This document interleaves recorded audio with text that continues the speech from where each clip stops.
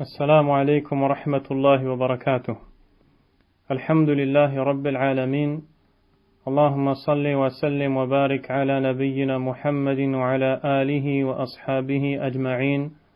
أشهد أن لا إله إلا الله وحده لا شريك له وأشهد أن محمدا عبد الله ورسوله صلى الله عليه وسلم أما بعد.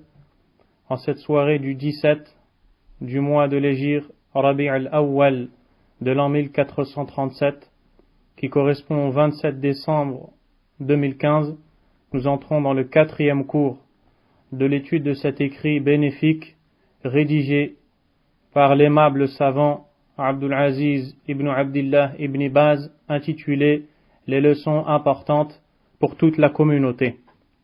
Nous nous sommes arrêtés la fois passée après avoir commenté l'explication ou après avoir commenté la sourate intitulée Az-Zalzala, chapitre La secousse. Ce soir, nous allons, Inch'Allah, lire l'explication donnée par le Cheikh Abdul Razzaq ibn Abdul Muhsin al-Badr, hafidhahullah, de la sourate intitulée Al-Adiyat, les coursiers.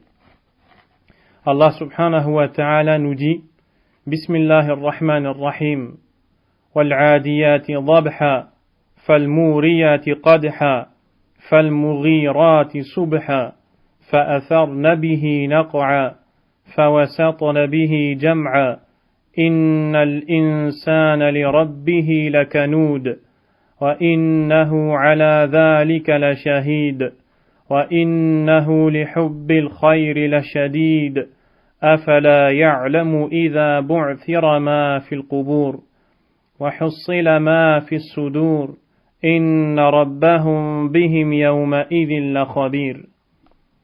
Par les coursiers qui halètent, qui font jaillir des étincelles, qui attaquent au matin et font ainsi voler la poussière, et pénètrent au centre de la troupe ennemie.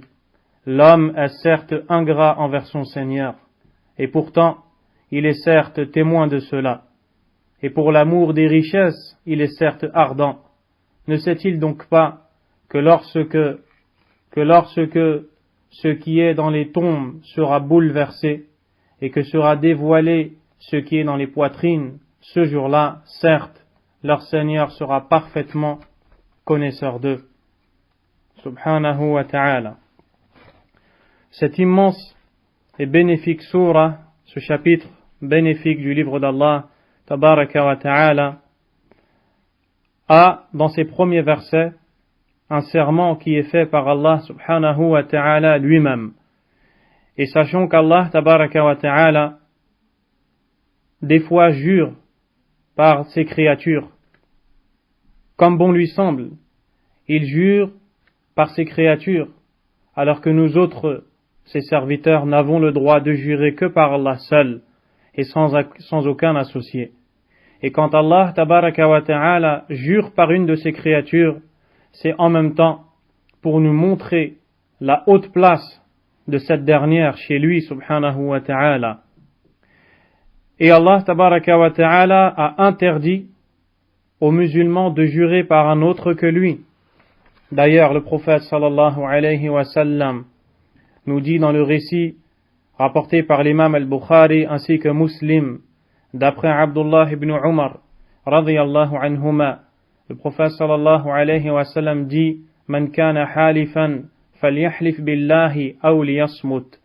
Quiconque voudrait jurer, qu'il ne jure que par Allah ou qu'il se taise. Également, l'imam Ahmad et autres ont rapporté que le prophète sallallahu alayhi wa sallam a dit Man halafa bi ghayrillah faqad kafara aw ashrak. Quiconque jure par un autre qu'Allah a certes mécru ou associé. Associé, c'est-à-dire donner un égal à Allah, tabaraka wa ta'ala. Et ceci est la réponse donnée à ceux qui pourraient se dire, il est permis de jurer par ce que l'on estime, car Allah lui-même l'a fait. La réponse est, Allah se donne le droit de jurer par quelconque créature, tandis que nous n'avons le droit de jurer que par Allah. Quant à la sourate en elle-même, وَالْعَادِيَاتِ ضَبْحًا, par les coursiers qui allaitent. Ce qui est voulu par les coursiers, ce sont les chevaux. Ces chevaux qui étaient montés par les compagnons du prophète Muhammad sallallahu alayhi wa sallam lors des batailles. Allah en a montré la grandeur puisqu'il a juré. Car quand il jure par une de ses créatures, il faut savoir que cela veut automatiquement dire que cette créature est importante chez Allah tabaraka wa ta'ala. Il s'agit ici, les coursiers, des chevaux qui étaient montés par les compagnons du prophète alayhi salatu wassalam, et dans le but de combattre pour Allah tabaraka wa ta'ala. Ces gens qui étaient endurants, qui étaient sincères et qui n'avaient pour but rien d'autre que de faire prévaloir la parole d'Allah subhanahu wa ta'ala. Les coursiers qui allaitent, c'est-à-dire les chevaux qui courent, les chevaux très rapides et qui sont prompts à arriver dans l'endroit où se trouve l'ennemi.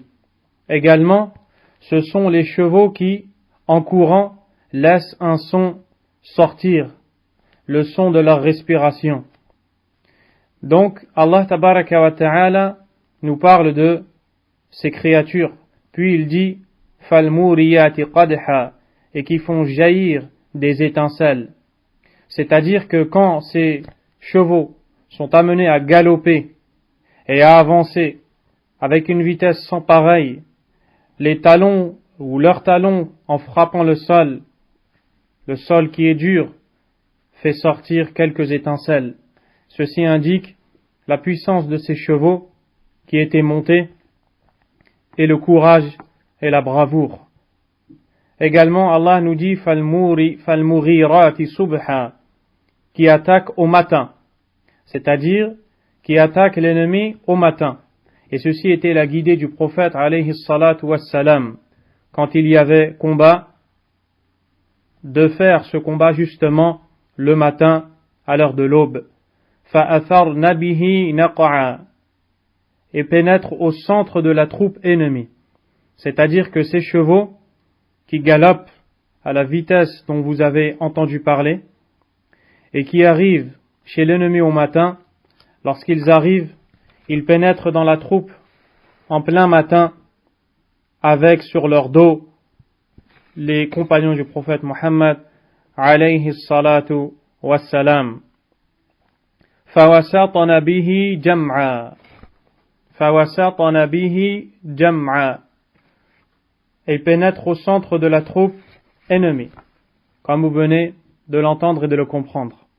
Maintenant, Allah tabaraka wa ta'ala va nous dire ce pourquoi il a juré après nous avoir montré ce sur quoi il a juré. Car Allah, quand il jure, il va nous donner une information pour laquelle il a juré. Quelle est cette information? Qala ta'ala, innal insana li rabbihi lakanud. L'homme est certes ingrat envers son Seigneur. Ingrat envers son Seigneur, c'est-à-dire, il n'est pas reconnaissant devant les bienfaits d'Allah. Il ne fait pas partie de ceux qui expriment leur gratitude au bienfaiteur par excellence, Allah subhanahu wa ta'ala.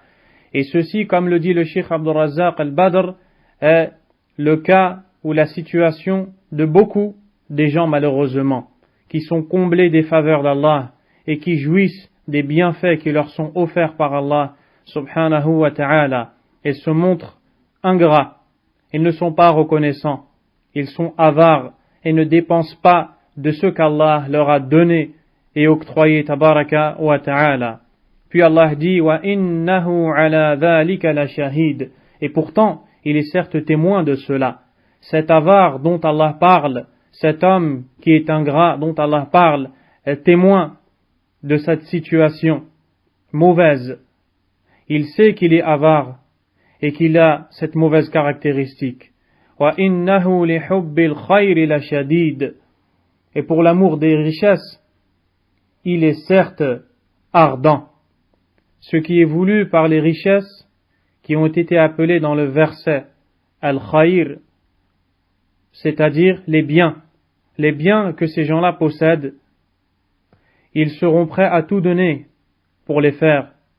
et ne se contentent pas de ce qu'ils ont, mais veulent toujours plus. Et si on donnait à l'un d'entre eux une vallée de richesse, il souhaiterait en posséder une deuxième. Et si on lui en donnait une deuxième, il aimerait en avoir une troisième, et ceci jusqu'à ce qu'il quitte ce bas monde. Puis, Allah tabaraka wa ta'ala a attiré l'attention de son serviteur sur une chose qui va justement l'aider à se préserver de cette mauvaise caractéristique qui est l'ingratitude et le fait d'être avare. أَفَلَا يَعْلَمُ إِذَا مَا بُعْثِرَ مَا فِي الْقُبُورِ. Ne sait-il donc pas que lorsque ce qui est dans les tombes sera bouleversé et que sera dévoilé ce qui est dans les poitrines, c'est-à-dire l'homme dont nous parlons ici, cet homme ne sait-il donc pas que viendra un jour où il sera amené à sortir de sa tombe? Cet homme qui est ingrat et qui penche vers les bienfaits d'Allah, desquels il jouit sans jamais se montrer reconnaissant, il ne les dépense pas pour Allah, subhanahu wa ta'ala. N'a-t-il pas peur de regretter de ne pas avoir concrétisé le but de son existence et d'avoir été trompé par cet argent ou ces biens qu'il possédait? Il a tellement été trompé qu'il en a oublié le but pour lequel il vit dans ce bas monde, alors que le jour dernier, il sortira de sa tombe comme sortiront les autres personnes. Et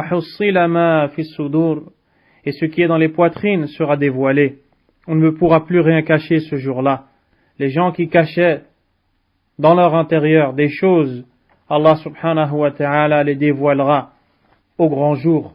Il les jugera et ils seront rétribués. Inna rabbahum bihim yawma idhin la khabir. Ce jour-là, certes, leur Seigneur sera parfaitement connaisseur d'eux.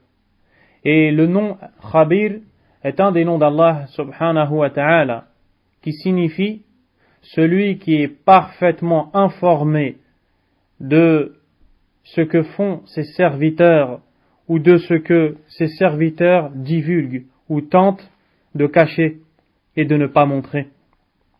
Allah tabaraka wa ta'ala connaît toutes choses, apparentes soient-elles ou cachées. Et c'est ainsi que s'achève le commentaire de Surat Al-Adiyat. Walhamdulillah. La sourate suivante est intitulée Surat Al-Qari'a, le fracas. Et ce qui est voulu par le fracas, c'est le jour dernier, comme vous allez le voir.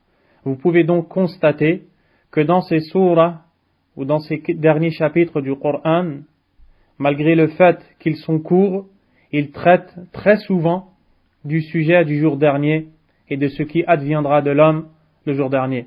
Allah subhanahu wa ta'ala dit ici, Bismillahir Rahmanir Rahim, Al-Qari'a, Mal-Qari'a, wa ma adraka Mal-Qari'a, yawma yakunu an-nasu kal-farashi al-mabthuth, wa takunu al-jibalu kal-'ihni al-manfush, فأما من ثقلت موازينه فهو في عيشة راضية وأما من خفت موازينه فأمه هاوية وما أدراك ما هي نار حامية.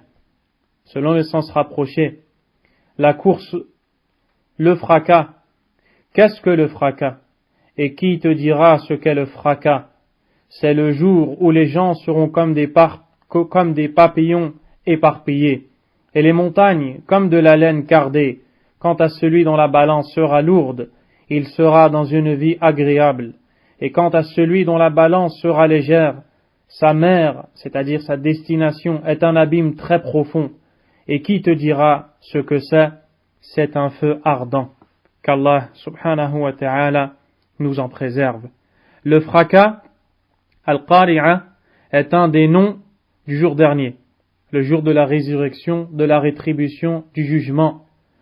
Car ce jour a été appelé par Allah tabaraka wa ta'ala ici fracas, mais dans de nombreux versets par beaucoup de noms, qui sont en même temps des noms propres, mais des adjectifs qualificatifs. Ils contiennent un sens par lequel est décrit ce jour. Donc, ici Allah l'a appelé le fracas. Pourquoi? parce que ce jour-là va bouleverser, va fracasser les cœurs et l'ouïe des enfants d'Adam en raison de la terreur et de la frayeur de ce jour. Puis Allah subhanahu wa ta'ala, pour nous montrer la terreur de ce jour qu'il a décrit comme étant le jour du fracas, le jour qui fracassera les cœurs et les regards ou l'ouïe, Mal qari'a wa ma adraka mal qari'a. Qu'est-ce que le fracas? Et qui te dira ce qu'est le fracas? Ce qui est voulu ici, ce n'est pas une simple interrogation, mais c'est une interrogation qui a pour but de montrer la gravité de cette chose.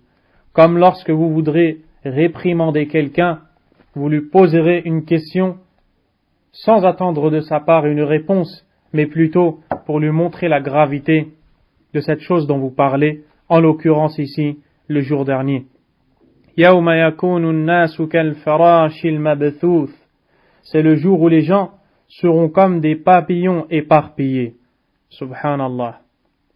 Le Cheikh Abdul Razzaq nous dit, ce jour-là, voici la situation des gens. Ils ressembleront à des papillons éparpillés. Ils seront mélangés. Certains courront ici et là. Ils se déploieront comme se déploient les papillons. C'est l'égal de la parole d'Allah tabaraka wa ta'ala, ka'annahum jaradun muntashir, comme s'ils étaient des sauterelles éparpillées. Allah nous dit, wa takunu al-jibalu kal'ihni al-manfush, et les montagnes comme de la laine cardée. Ces montagnes qui nous sont d'ailleurs décrites dans d'autres versets du livre d'Allah comme étant enracinées au sol, élevées et qui s'étendent sur des kilomètres. Ces montagnes solides qui ont pour but de faire tenir la terre sur place, malgré toutes ces descriptions, malgré la fermeté des montagnes, leur force, leur solidité, leur grandeur, leur largeur et leur hauteur, elles seront ce jour-là comme de la laine cardée. Allahu Akbar. Elles ne seront donc plus solides. Au contraire, elles suivront l'ordre d'Allah subhanahu wa ta'ala et elles perdront leur force et leur solidité.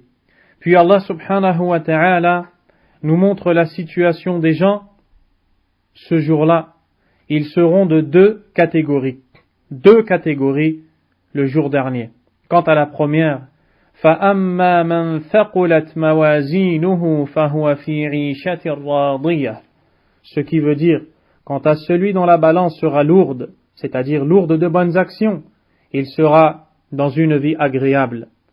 Effectivement, il y a une balance qui sera établie le jour de la résurrection, sur laquelle on pèsera les actions des serviteurs d'Allah, subhanahu wa ta'ala. Cette balance aura deux plateaux. Le plateau où l'on posera les bonnes actions et le second où seront posés les péchés et les fautes, qu'Allah subhanahu wa ta'ala nous en préserve.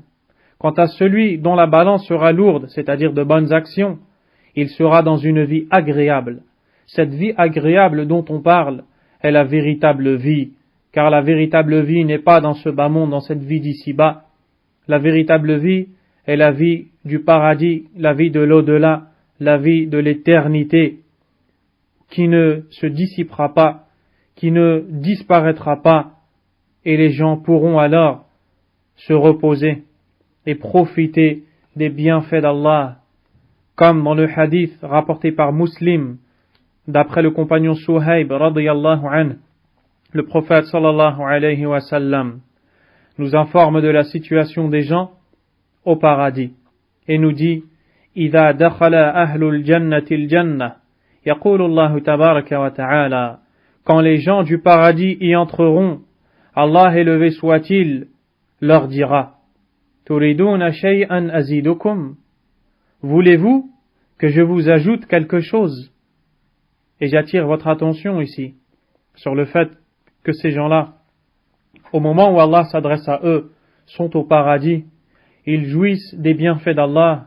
Ils ne connaissent plus les maux, la difficulté, la tristesse, la faim, la soif, le manque et tout ce qu'il y a de négatif dans ce bas monde. Il n'y aura que bienfait après bienfait, délices après délices, repos après repos. Et pourtant, Allah exalté soit-il leur dira: Turiduna shay'an azidukum, voulez-vous que je vous ajoute quelque chose? Fayaqulun alam tubayyid wujuhana, ils répondront, pris par l'étonnement du fait qu'ils sont au paradis, et ils se diront: comment est-il possible d'avoir plus que cela? Ils diront: n'as-tu pas blanchi nos visages? Alam tudkhilna al-jannah, ne nous as-tu pas fait entrer au paradis? Wa tunajjina minan nar, et protégé du feu? C'est alors qu'Allah dit, le prophète dit alayhi salatu wassalam, qala fayakshifu al-hijab, Allah se dévoilera, il ôtera le voile qu'il y a entre lui et son serviteur. فَمَا أُعْطُوا شَيْئًا أَحَبَّ إِلَيْهِمْ مِنَ النَّظَرِ إِلَى رَبِّهِمْ عَزَّ وَجَلَّ. Ils n'auront jamais reçu un bienfait meilleur et plus aimé que celui de contempler leur Seigneur. La ilaha illallah. Voici la récompense donnée à ceux qui ont œuvré dans ce bas monde. Ils entreront au paradis et le délice ne s'arrêtera pas là. Ils pourront contempler le visage de leur Seigneur, le Tout-Puissant, celui qui dans ce bas monde les avait comblés de bienfaits, celui qui dans ce bas monde les avait guidés à l'islam, celui qui dans ce bas monde leur avait aimé la foi, leur avait fait aimer la foi, les avait maintenus dans le droit chemin. Quand il y avait quelque chose d'interdit, il le délaissait. Quand il y avait quelque chose de prescrit, il le mettait en pratique. Il faisait tout pour se repentir et se corriger. Nous implorons Allah qu'il nous fasse rejoindre le nombre des gens pieux qui sont concernés par ce verset. Allahumma amin. Puis Allah tabaraka wa ta'ala nous parle de la deuxième catégorie de personnes ce jour-là. Les malheureux, ceux dont les balances seront lourdes certes, mais de péché, et légères de bonnes actions. Wa amma man khaffat mawazinu, et quant à celui dont la balance sera légère, c'est-à-dire la balance de bonnes actions sera légère, car il y a deux plateaux, le plateau des bonnes actions et le plateau où seront posés les péchés. Sa balance à lui, elle sera légère, car il n'y aura que des péchés, wal-'iyadhu billah, la désobéissance, la faute, le fait de s'éloigner de l'ordre d'Allah. Qu'est-ce qu'il adviendra d'une telle personne? Allah nous répond subhanahu wa ta'ala et nous dit: فَأُمُّهُ هَاوِيَةٌ, sa mère est un abîme très profond, c'est-à-dire le feu. Et dans un hadith, le prophète sallallahu alayhi wa sallam, alors qu'il marchait avec ses compagnons, a entendu le bruit d'un objet tombé au sol. Il a dit à ses compagnons: avez-vous entendu ce bruit? Puis il leur a dit que c'est quelque chose qui a été jeté dans le feu et qui vient d'atteindre seulement le fond du feu de l'enfer après 70 ans. Allahu Akbar. Sa mère sera un abîme très profond. Sa mère, c'est-à-dire son abri, où il demeurera. D'autres parmi les savants ont dit, c'est-à-dire qu'il sera jeté dans le feu, la tête la première. Il chutera dans le feu de l'enfer, la tête la première. Wal-'iyadhu billah. Puis Allah nous dit, وَمَا أَدْرَاكَ مَا هِيَ, et qui te dira ce que c'est? Encore une fois, ce qui est voulu par cette question, ce n'est pas l'interrogation qui recherche la réponse, mais c'est de valoriser, de montrer la gravité de la chose dont on parle. Et qui te dira ce que c'est? C'est-à-dire, qui te dira ce qu'est cet abîme profond dont Allah parle? Qui te dira, qui pourra te parler de sa dangerosité et de la dureté de ce châtiment? Allah répond lui-même en disant: Narun hamiyah, c'est un feu ardent, c'est-à-dire c'est un feu brûlant et dont les brûlures seront atroces et difficiles. D'ailleurs, le prophète sallallahu alayhi wa sallam a dit, comme le rapportent Al-Bukhari et Muslim selon Abu Huraira, قال عليه الصلاة والسلام ناركم جزء من 70 جزءا من نار جهنم أعاذنا الله منها. Qu'Allah nous en protège. Le prophète sallallahu alayhi wa sallam dit: votre feu ici n'est qu'une partie d'un 70e du feu de la géhenne, du feu de l'enfer.